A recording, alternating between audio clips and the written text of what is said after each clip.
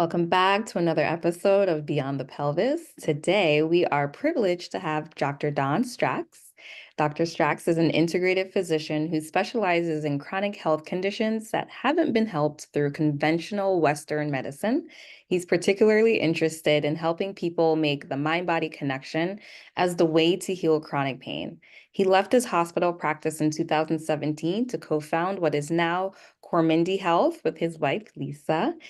He now works with clients all over the globe through individual sessions, classes, and discussion groups to help them find healing. And Dr. Strax, welcome. So Thank nice to have you. Nice to be here. Yeah, and would you mind sharing a little bit more about how you actually ended up in the mind-body space? How long do you have? We got some time, but briefly, like how did it happen? How did it evolve?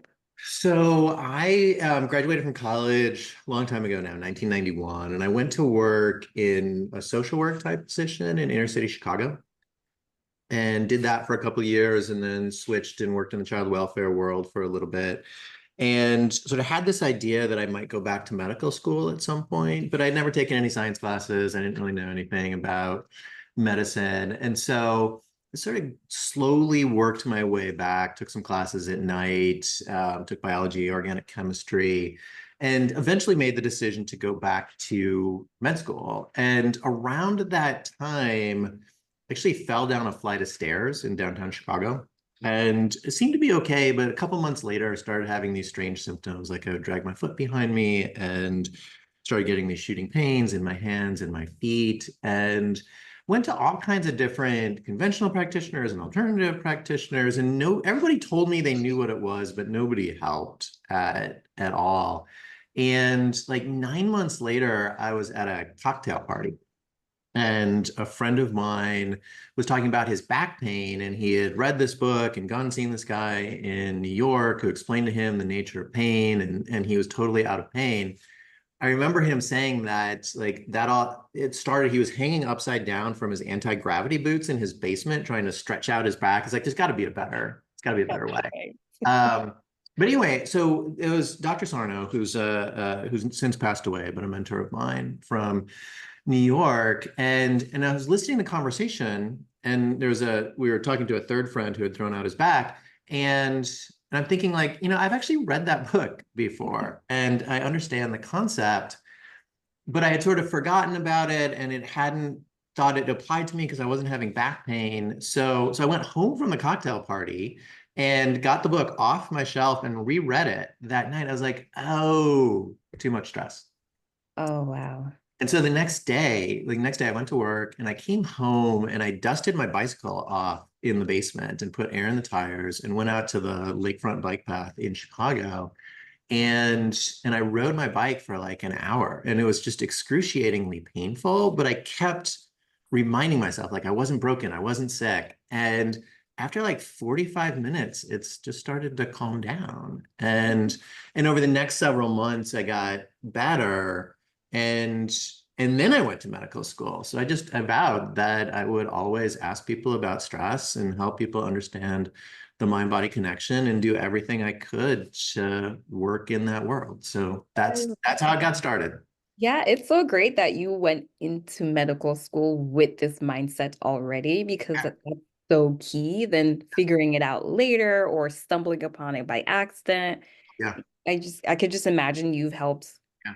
a lot of people having gone in with this mindset already in It, medical school. Going in with that mindset was super helpful. It was more challenging than I would have thought. Like literally, literally the first day I ever saw a live patient. And so first 2 years are in the classroom, second 2 years are in the hospital. And so very first day in the hospital, there was somebody in the emergency room with back pain. And I had made a vow to myself that I would always ask somebody with back pain if there's anything stressful going on in their lives. And so I asked her, and she was like, well, I mean, now that you mention it, I called my boss a racist this morning, and I think I'm going to get fired tomorrow. It's like, okay. And so we talked about that for a while. And so I went back to tell the attending physician what I had found, and he just stared at me for like 30 seconds. And finally, he's like, did you order the MRI or did you not order the MRI? And I was like, oh, it's not going to be so easy. Right. So interesting. I've went to so many doctors over the course of my healing from pelvic pain.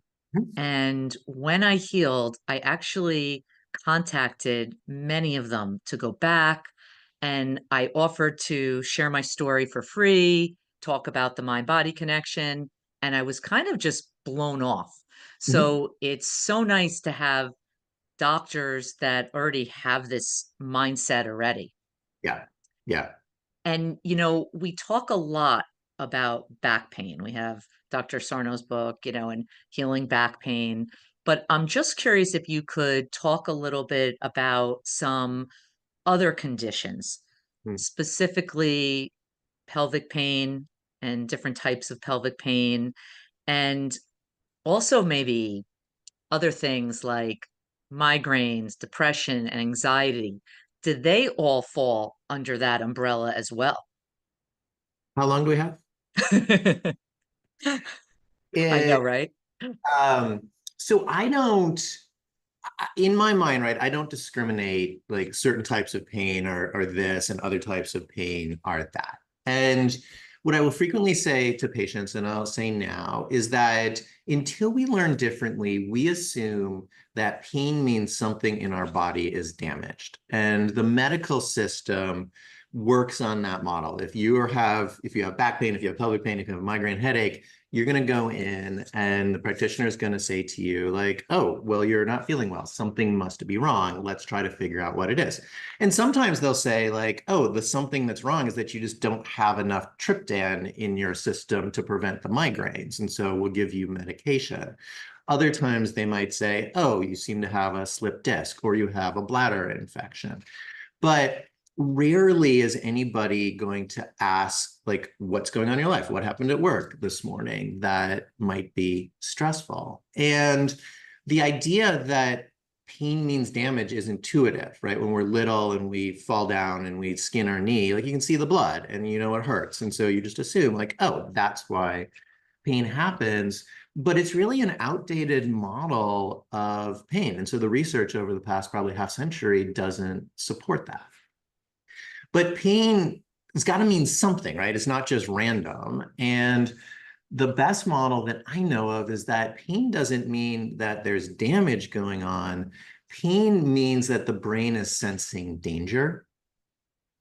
And pain can be an appropriate response to the sense of danger. And danger takes all kinds of forms. And so I'll frequently say, like, sometimes it's a physical form. If we finish this podcast and I hop down off this chair and go and fall and break my leg, hopefully I won't call you guys and you'll say, oh, Dr. Stracks, just meditate for an hour. Like everything will be fine, right? I want to go and I want to get medical attention for that. But my experience has been that that's true a minority of the time for people. Oftentimes it's not a physical danger. That's the problem. It's an emotional danger, a relational danger, or a traumatic event, or a stressful event that's coming up. And so in certain situations, our brains can respond by producing pain in our body. And so when I'm seeing people who aren't feeling well, that's how I'm trying to think about it. Where's the danger coming from? And what can we do to reduce the sense of danger? And oftentimes that will help the pain get better. And so I've got a patient who had terrible pelvic pain and frequently still to this day will talk one-on-one with my patients who are not doing well to tell her story.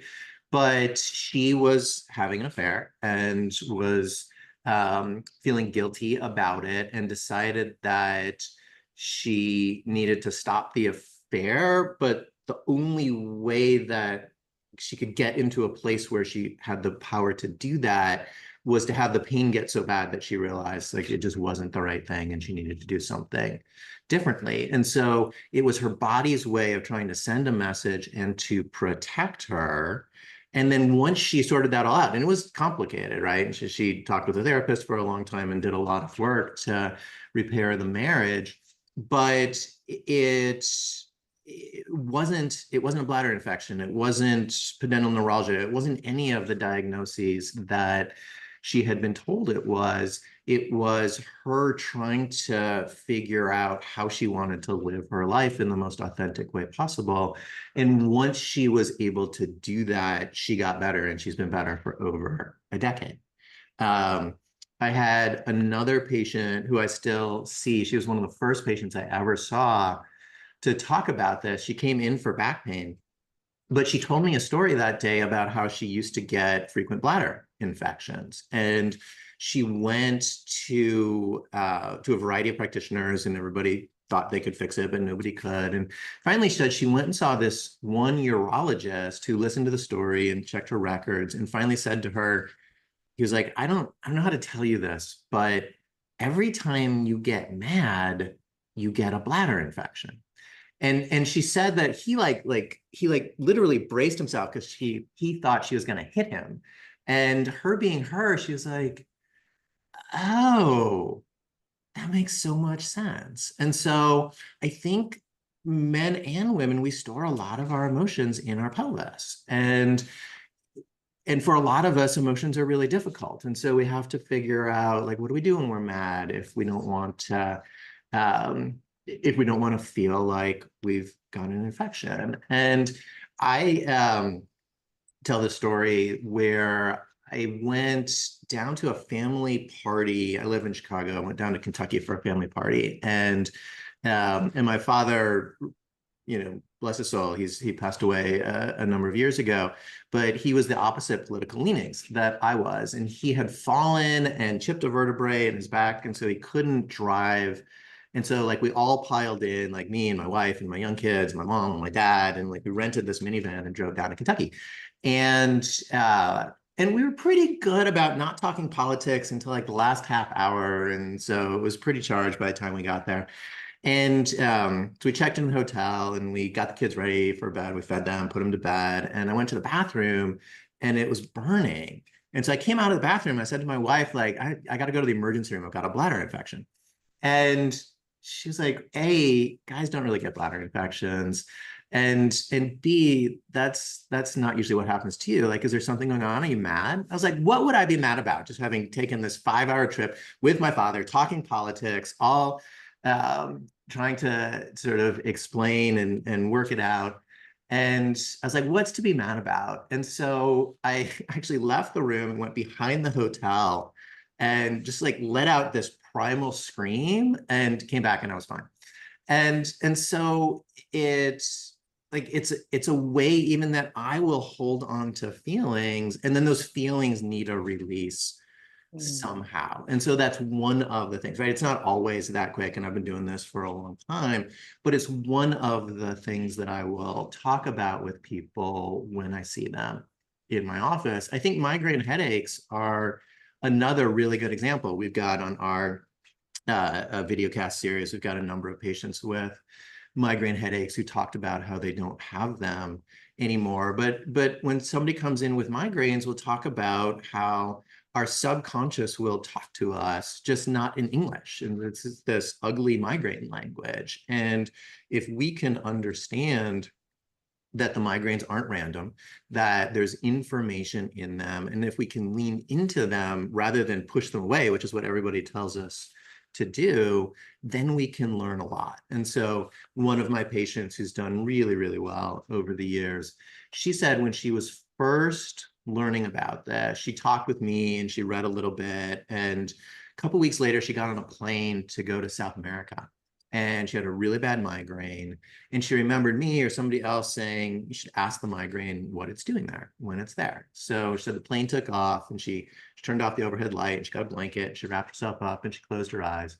And she said, migraine, hey, what are you doing here? And she said she was shocked that not only was there an answer, but there was a clear answer about why it was there. And the process of doing that, just being curious, decreased the severity of the migraine by 50% just by leaning in rather than trying to push away. And I've heard multiple versions of that story with migraines over the years, and a number of people who had them every single day or 200 times a year who essentially don't deal with them anymore. And if they start to feel like a migraine, they ask a version of that question, like, hey, what's my body trying to tell me, and then they interpret that and work it out, and they don't deal with the pain anymore. Okay, I have a question about the migraines. Sure. Are all migraines mind body related or emotion related or something that's being suppressed? Yeah, it's a good question. I had a patient just the other day, actually, who is learning about this concept and doing fairly well. Like it's been a couple of months and the migraines are already decreasing in intensity and frequency. And for her, the migraines are always related to her menstrual cycle. And so always in the middle of the cycle around the time of ovulation. And so what we talked about, and I think what made a lot of sense to her, is that over time, this pattern has developed where like she feels the shift in her hormones that happens when she ovulates. And initially that was probably associated with a migraine for one reason or another. And so now her body's come to expect that. And so she feels the shift and then responds in a way that produces the pain. It's not, in my mind, and I think in her mind, it's not the hormonal shift that's the problem.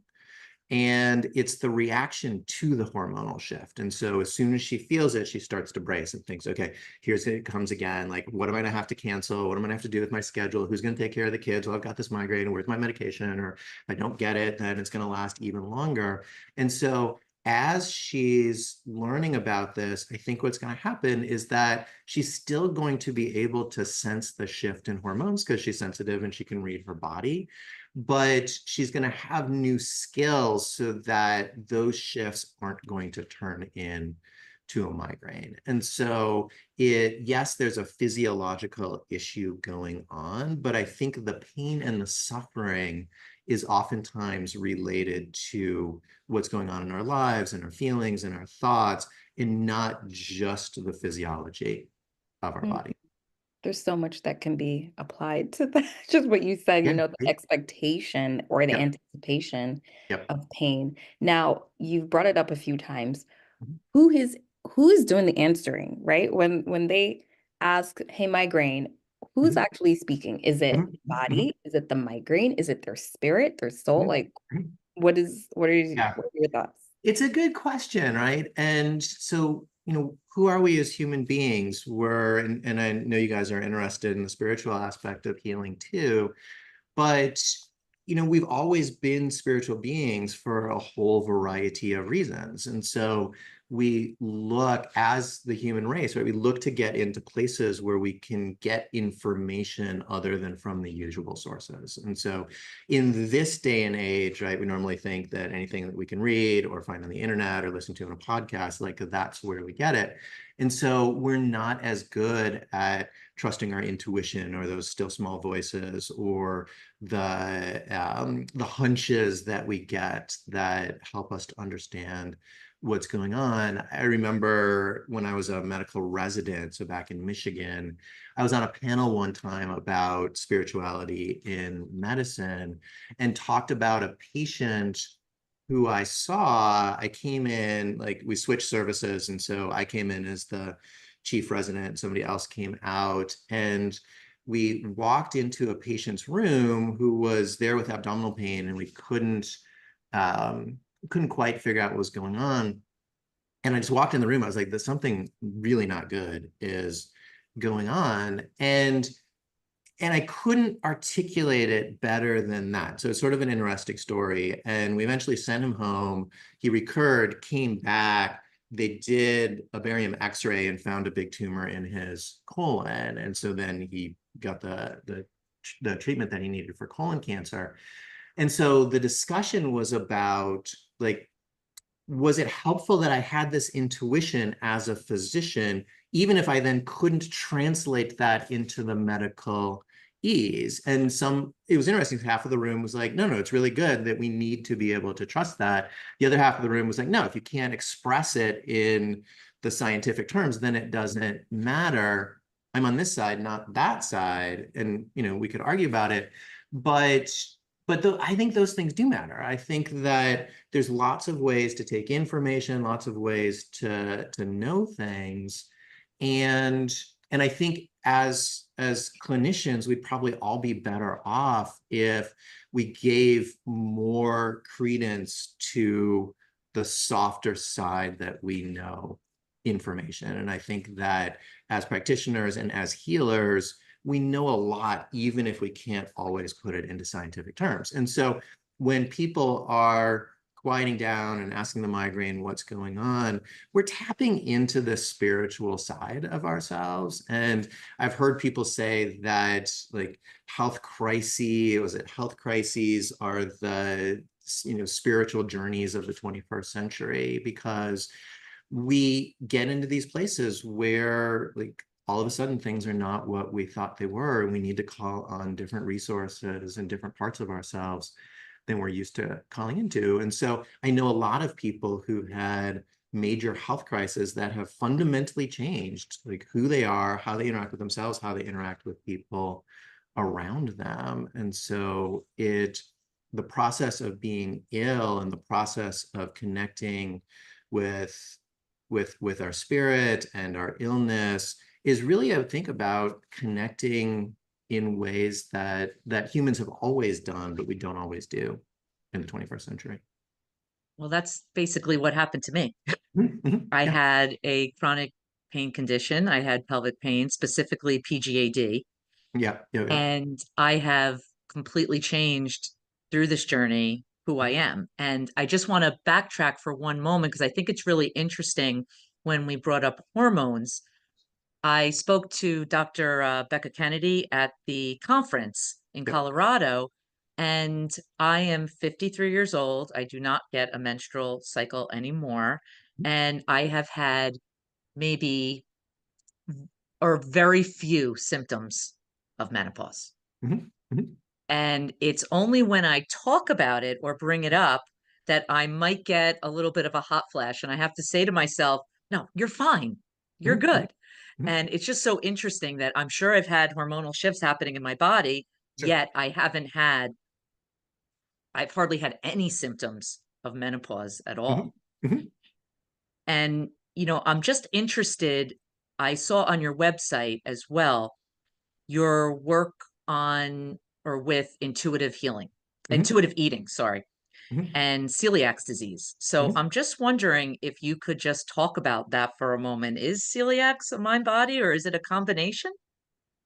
That's a good question. So I have a number of different aspects of my practice, and a lot of it is the mind body medicine side, which is really more of a psychological focus than a medical focus. And we have 4 psychotherapists on our staff and a physician's assistant who does a lot of psychological work with people.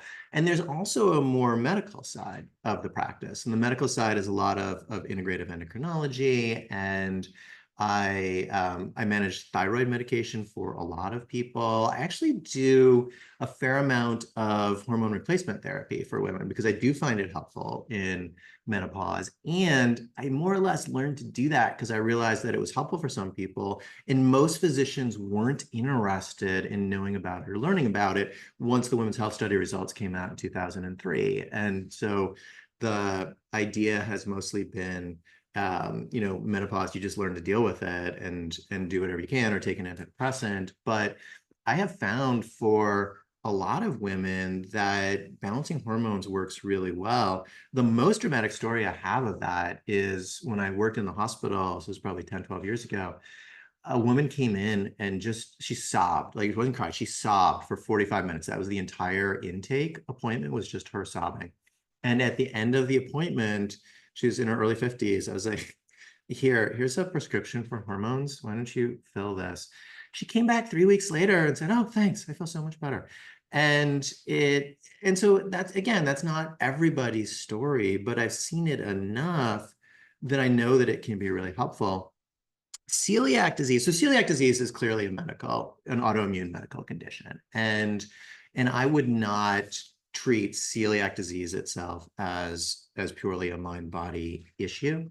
Um, and I've seen people who are pretty sick with celiac disease, and it makes a big difference once they take gluten out of their system.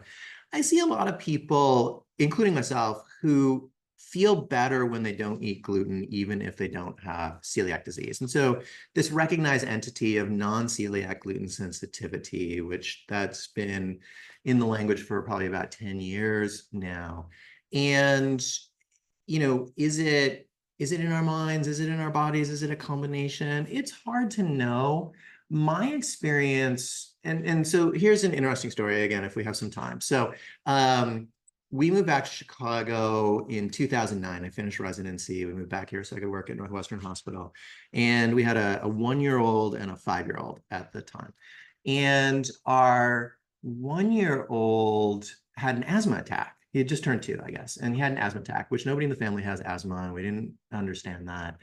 And so we took him to the emergency room or the pediatrician. He got some steroids, and I was like, oh, he'll be fine. It then happened 6 more times in the next year. Every other month, he would get sick. He'd have an asthma attack. He'd get on steroids, and I was like, what is going on? And so one night, middle of the night, I was lying in bed. It's like, pollution? Could it be pollution? And so I picked up my phone and I searched, and it turned out we were living in the second most polluted zip code in the entire city of Chicago.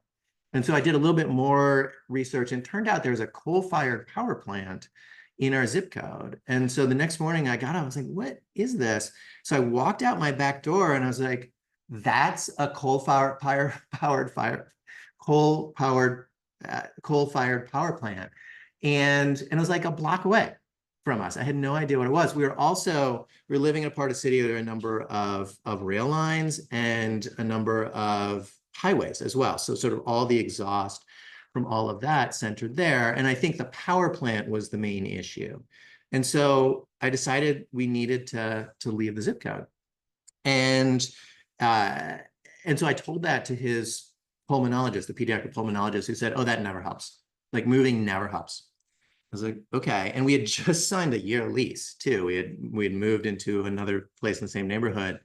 And so we spent the next 9 or 10 months, and we ended up with getting a lucky apartment right on the lakefront of the very north part of Chicago. It was the cleanest zip code that I could find in the city. And within like 6 weeks, he was 90% better. Like, it was crazy. And then a couple of years later, our 18-year-old cat died, and he got the rest of the way better. But I consider that one of my greatest integrative medicine healing journeys that I've ever done, because it's, the pulmonologist didn't recognize, said, yeah, kids grow out of it.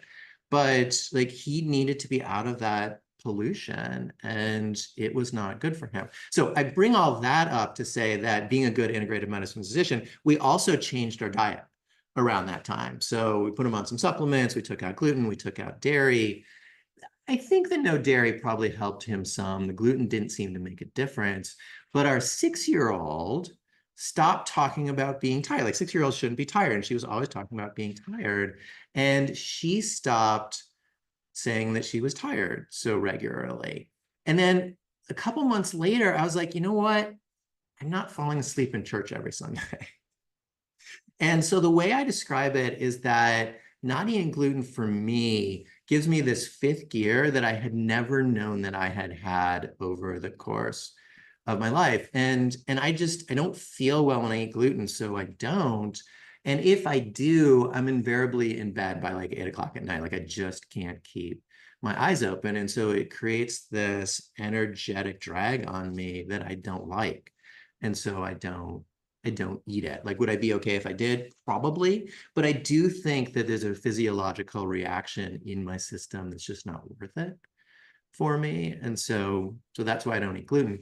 I also, frequently, with some regularity, will see people in my office who have taken out like every food that they've ever eaten. And so it's gluten and dairy and soy and corn and red dye. And that, I think, starts to cross over a little bit into more of the beliefs. And so if I see people with extraordinarily restricted diets, we will start to talk about the expectations and the function of the brain and try to help them to bring some foods back into their system. It's hard though, right? People really feel like the foods are the problem, and it takes a while to help people understand that there's a role of the brain in addition to the role of the gut.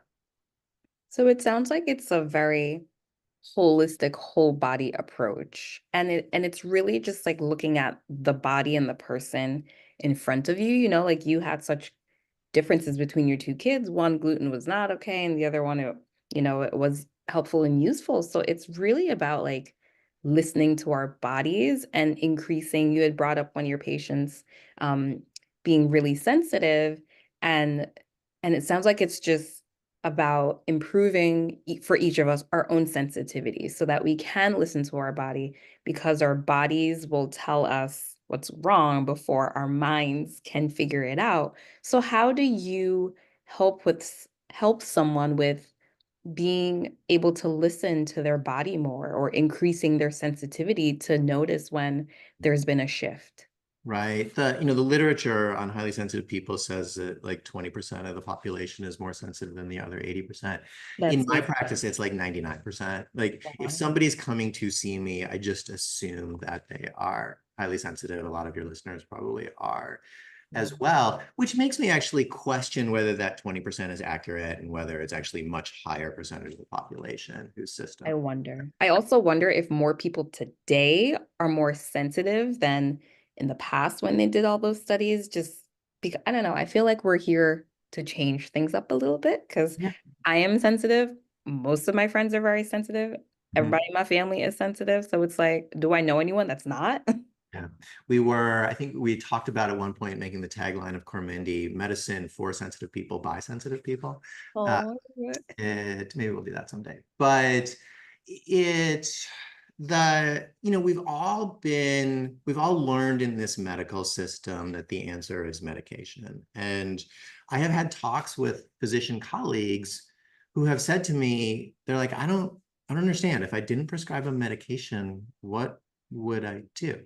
And so physicians have been conditioned to think that the practice of medicine is just about prescribing medications or doing procedures. And I think as patients, we've all been conditioned to understand that as medicine. And so we don't go to a doctor at this point really to have them listen to our story. We go to get a prescription. And I like to say that I think medication should be a last resort only, and I try to hold to that. And so when somebody comes in to talk with me, we've set it up. I have 60 minutes to talk to new patients. And so that's a long time. Sometimes it's not nearly long enough, but it's a long time. And so I get a chance to hear the whole story. I get a chance to hear what's going on with them, what's happened in the past, what their background is. And all of that, I think, relates to the condition that they're dealing with at that moment. And so one of the things that I'm trying to explain to people is that disease doesn't just mean that you're lacking the right medication. And so let's look at all of it, who you are, who your parents were, what your genetics are, what your experiences are, what you're eating, who you're hanging out with, the role of the emotions. And then we can try to get a better sense of what's causing the disease. The Psychophysiological Disorders Association that we just were at the conference in Colorado, they did a couple of online conferences. And so I interviewed Rob Munson, who was at the conference this year, who struggled with repetitive strain injury for 20 years, 30 years, long time before he recognized that it was about stress. And one of the big issues for him is that his mother died when he was 12. And a lot of the pain started several years after that, but I think a lot of it related to the loss of his mother. And at some point in the interview that we recorded, I said to him, how in these 20-year journey of trying to deal with this, how many people asked you about the role that your mother's dying played for you?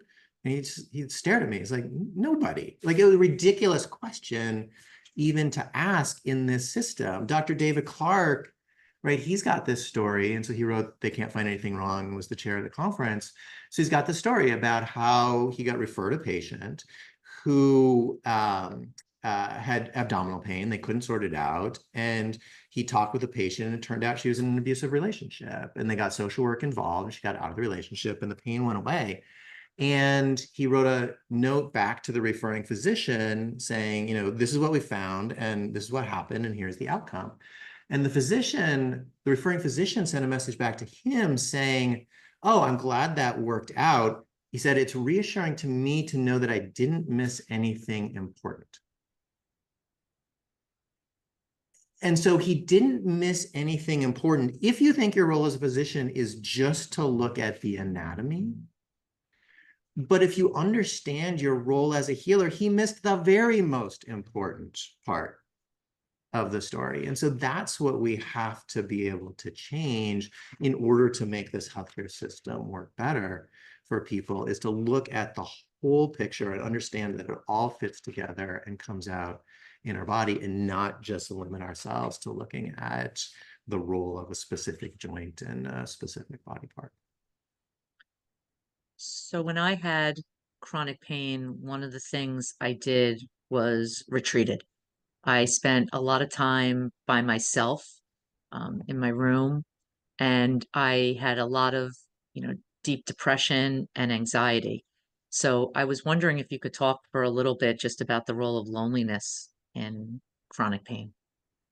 It's certainly substantial. That was my experience too. In those 9 months back 25 years ago, it really became my whole world. And like I didn't go out, I didn't talk with other people. I just spent all my time trying to figure out what was wrong and what was going on. And I think sort of didn't recognize until I started to pull out of it how isolated I had become. And I think the whole experience of being sick is tremendously isolating for people. And, as one result, partly serendipitously, partly because of that, I've always done some of my work with groups of people. And so starting with working with Dr. Howard Schubiner in Michigan when I was a medical resident, and then moving back to Chicago, there's always been a group component of what I do. And I hear over and over and over from people how wonderful it is to be able to talk and connect with people who understand what they're doing, both trying to move forward through this mind-body lens, but also just to have other people who understand what this experience is like. And there's a textbook of group medical visits that was written a number of years ago. And so what I do is probably a version of that. But the author comments in the book that their group medical visits was a practice in Colorado that did a lot of this, probably in the 2010s, and said that the groups for fibromyalgia were so effective that he had come to the conclusion that trying to treat fibromyalgia individually in somebody is completely the wrong paradigm for trying to work through it and manage it. And so it's tremendously helpful for people to understand that they're not alone, that they're not the only ones that are going through this, that other people have breakthroughs and other people have struggles. And so it's an important part of our practice here to be able to connect people in that way and give them exposure to other people who are going through similar type illnesses. So what is happening in these groups? Because I imagine someone, let's say with fibromyalgia, they're expecting medical treatment. And you're Mhm. like, let's put you in this group. Mhm. Mhm. What are they getting? Yeah, so it's different than it once was. And when I was at the hospital, it was all comers. I was at the Integrative Medicine Center. Anybody who wasn't feeling well, looking for a different approach, would come in, and be my job to kind of get a sense of what they were looking for. And not everybody was looking for a group. Not everybody was looking for me to ask them about past stressors. And so I would try to do what I could given what people were coming in for.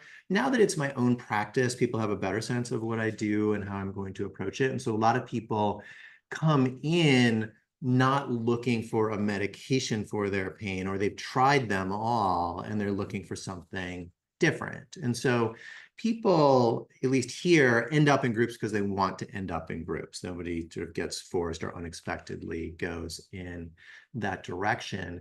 The groups have taken a lot of different forms over the years, from as simple as like, let's just get together for an hour. Why doesn't everybody tell me what's going on and what's working and not working? And so that's a little bit like individual appointments with observers in the room. Now it's all done online. Initially, it was done in person.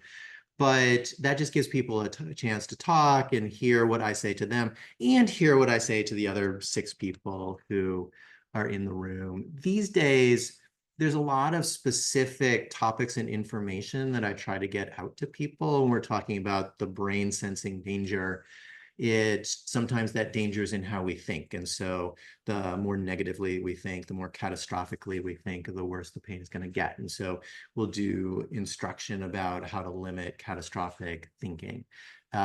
Emotions, I think, are scary to many of us. And so, if you grow up in a family where anger is not allowed, as a kid, kids are really smart. And so they don't have to be told more than a couple of times, don't get angry, before they realize they need some other strategy.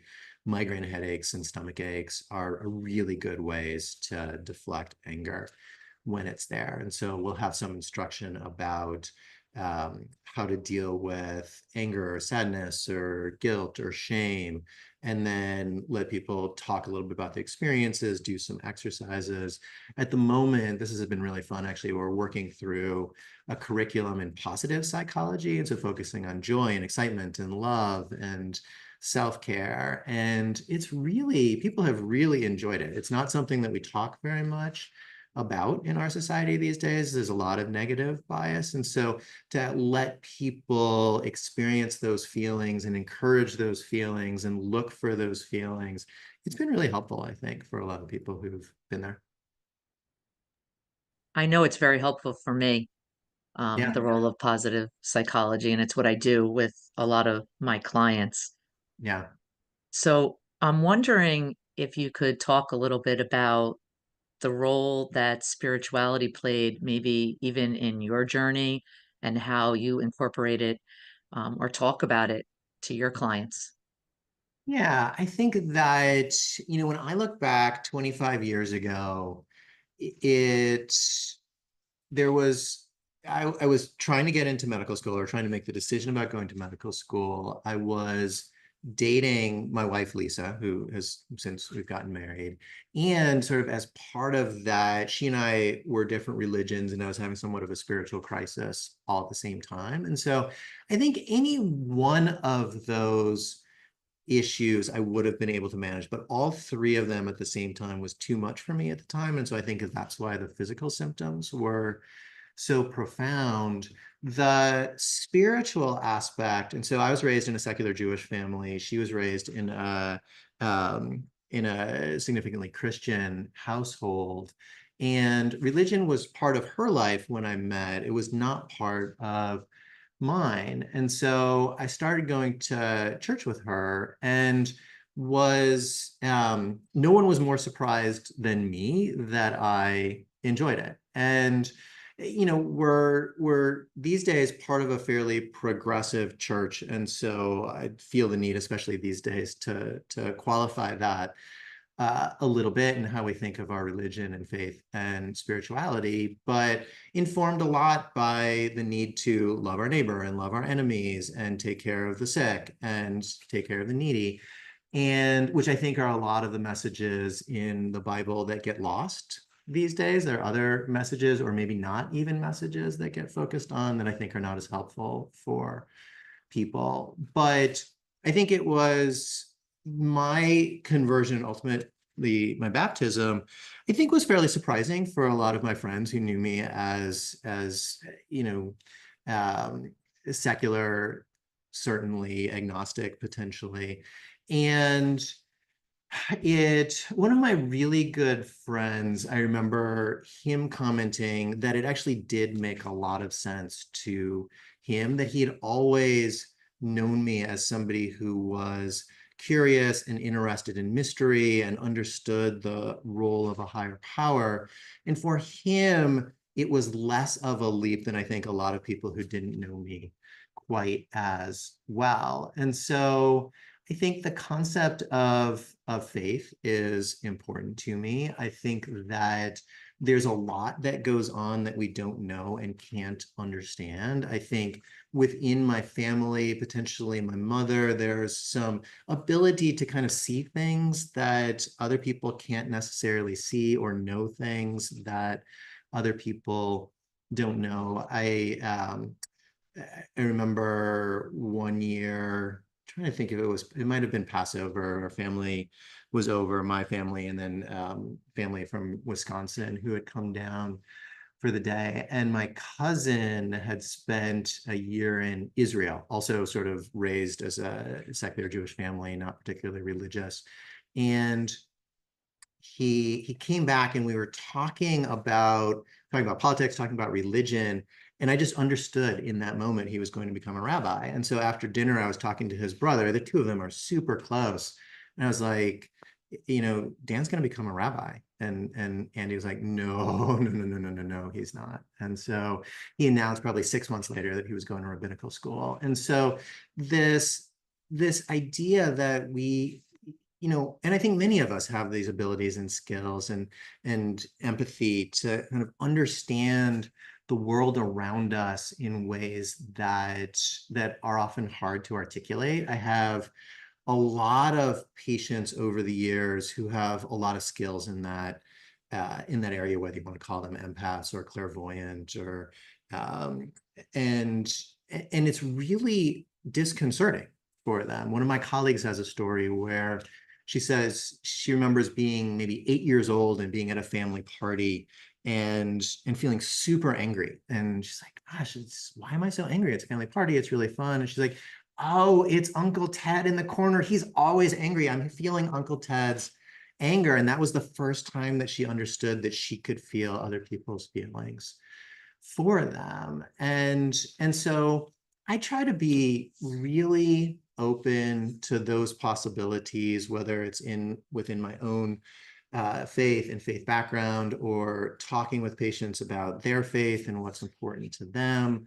We're talking earlier about health crises as spiritual journeys, and I've had 3 of them now, and I've learned incredibly important things through them that I wouldn't have learned any other way, I don't think. And I've heard countless patients tell me that in the end, they would not trade this illness, even if they could, that they've learned things from it. It's brought them places that are important. It's helped them really clarify what their role is in this world, that it's taken them into places that they wouldn't have had the courage to go to in other ways. And I've heard that message over and over and over again. And I tell people, like, it's really hard to see when you're in the middle of it. And so sort of when you're really feeling sick, it's hard to keep and hold this idea that like someday this will be worth it. But in the aftermath, I've heard so many people say that even if they could turn it back, they wouldn't trade it in if they could.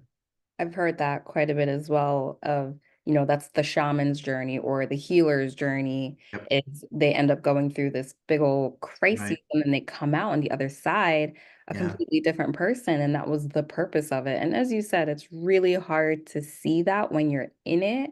And I Mm-hmm. don't Mm-hmm. think there's even point in trying to see that when you're in it because you just need to get through it.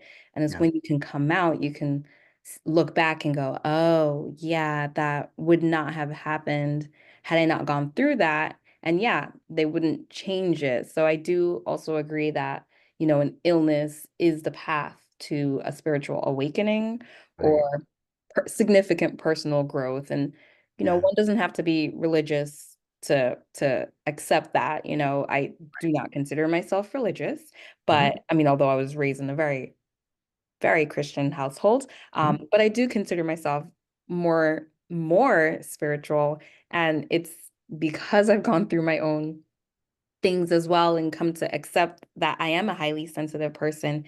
I Right. do know things I shouldn't know. I see things I should not have seen when I was never in the room. Yep. Like I hear things, Yeah. and I actually like, who is doing the speaking, right? Yeah. When you ask a question. And Yeah. I do consider myself an intuitive healer, Yeah. because I've been through the healer's journey, still in it, but I've worked with patients where suddenly I touch them as a physical therapist and I can see the Mm-hmm. thing Mm-hmm. that brought them in. And now I'm asking them, and they're like, oh, yeah, that happened. And I'm like, why? Where Yeah. did that come from? Why Yeah. was I able to see that or know that?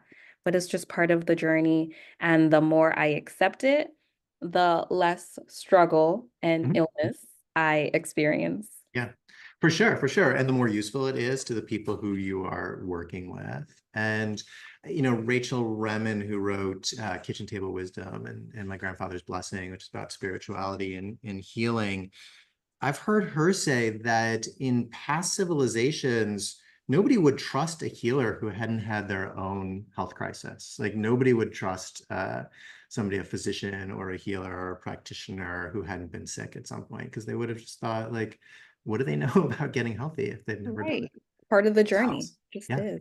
yeah. Yeah. And then I wanted to ask you too, like what is your ideal team? I will suggest to my patients that they need to gather a team of people who they're Mhm. working with. And, when they come to me, I'm part of that team. So I'm the holistic physical therapist that they're working with. Yeah. And I will make recommendations as needed if they need someone, but everyone kind of maybe needs a different team. But what is your like ideal team of people that your one client Mhm. or group of clients will work with? I know you mentioned psychologists already. Yeah, and I think what you said is important, right? Everybody's an individual, and so everybody needs somebody different. And so nobody's going to have the same team. Me being me, I'll often say that the ideal team are people who are supportive of the patient and help them move forward in their journey. I think that ideally people are open to what we've been talking about, that healing comes from many places in many ways, and are able to look past their specific role. And so I've had my patients work with psychologists not on our team who say, like, you shouldn't be doing, like, I've told you, you have to come to accept your pain and you shouldn't be looking for solutions for it. And so people who are not encouraging of healing, I think, are oftentimes not great team members. We have here, we've got, like I said, 4 psychotherapists who work with people on the psychological side. We have a physician's assistant who does a lot of somatic therapy with people and help them get in better touch with their bodies. We have a health coach who works with people on nutrition and diet and exercise. Um, but healers take all forms, and so physical therapists frequently are part of the team. And I've seen chiropractors be an important part for people, and acupuncturists and Chinese medicine practitioners. Naturopaths can be really useful in terms of figuring out the which herbs and supplements and vitamins are useful. I think one thing that I keep an eye out for is that in the conventional medical system, everybody's considered sick always. Like that's how the system works. You have to have a medical diagnosis in order to bill insurance for the visit. And so everybody is assumed to be sick. And then you can see billboards say, like, you can have a heart attack. Do you know how to get to your emergency room in the next 10 minutes? And so many messages about how sick we are.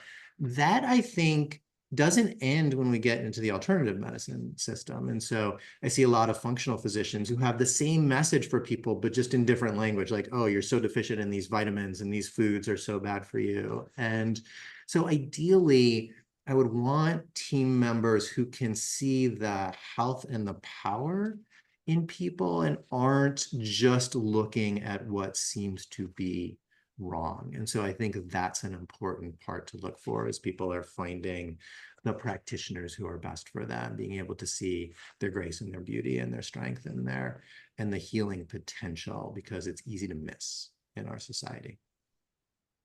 It's what you said. Excuse me. Everyone needs something different, right? Yeah. I healed through dancing and somatics and breath work, and that's why I became a breathwork facilitator and a somatic experiencing practitioner. And my definition of spirituality might be different than somebody else's. I built an altar and I prayed every morning for God to give me strength, and I tried to connect with Yeah. nature. Yeah. So Yeah. and that's one of the reasons Keneal and I do this podcast, is to bring on different practitioners who provide different ways of healing. And it's what feels good to you, taking Mhm. your own power back, Yes. Yes. not just Yeah. agreeing with someone.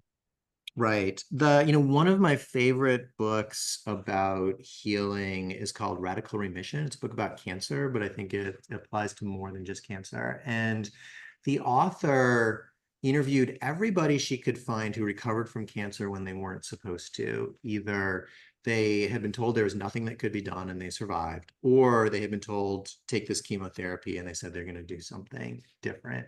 And the oncologist would dismiss those patients as all of them are one-offs, even though there's a big group of them. But she was interested. So she talked with them and they told her all kinds of different things that they did in order to recover. But there were 9 things that bubbled up in the end. And 2 of them were physical interventions. So diet, changing diet and using supplements.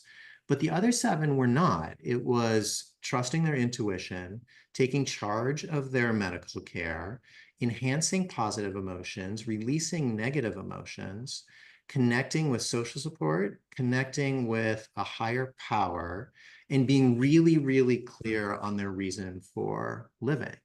And I think that's such a nice framework, not just for patients who have malignancies, but for all of us to know, like, these are the important parts of our health and our healthcare and our health journey. And so just trusting what we know inside and taking charge of what's going on in our healthcare, those are 2 extraordinarily powerful interventions that people can take.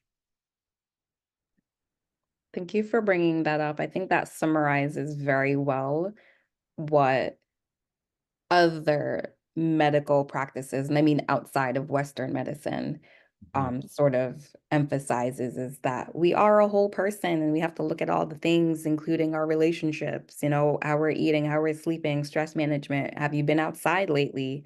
Breathe some fresh air. Have you touched the ground? Like, there's just so many different factors that go into our health. And I think it's great that more and more people are recognizing that.